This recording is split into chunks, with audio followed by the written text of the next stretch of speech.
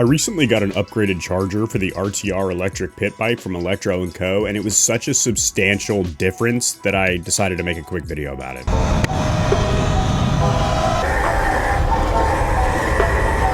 Is a crazy cart, a child's toy. Shoot, let's go second.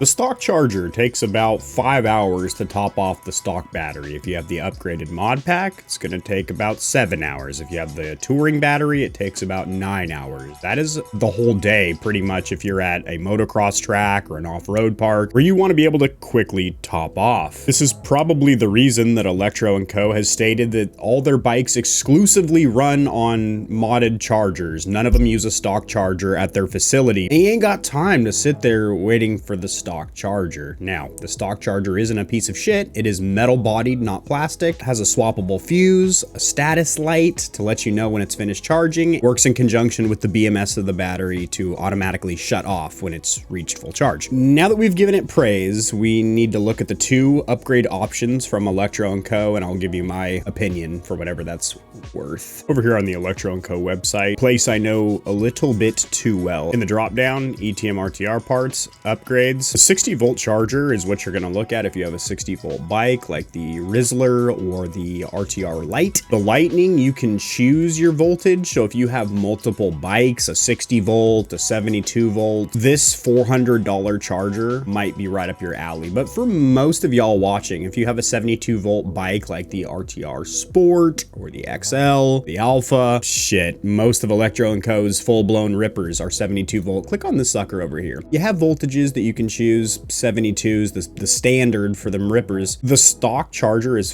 5 amp maximum. This is 10 amp continuous or 12 amp peak. And there's a dial wheel on the side, so you can choose how much output you want, which is really important because you don't always want to fast charge your battery. To slowly trickle charge your battery at home, but if you want a quick top off at the track or on a ride out road trip kind of thing with your boys, you can crank that dial all the way up to 10 continuous. This also comes with a little dongle adapter for a different schnozzle type. So you've got the XT90 and the XT60, making it usable on multiple bikes. You have a display screen, which has your voltage and your amps, two pieces of information you actually care about on a charger. Thing is a little bit hefty, but not too bulky, taking it around, throwing it in a backpack. The Lightning, this is a big boy. Probably not chucking this in a backpack or anything. Put it in the back of your truck. This does 25 amps with a 220 volt input. That means that this will charge the stock battery in 1 hour. 35 amp mod pack battery, 1.5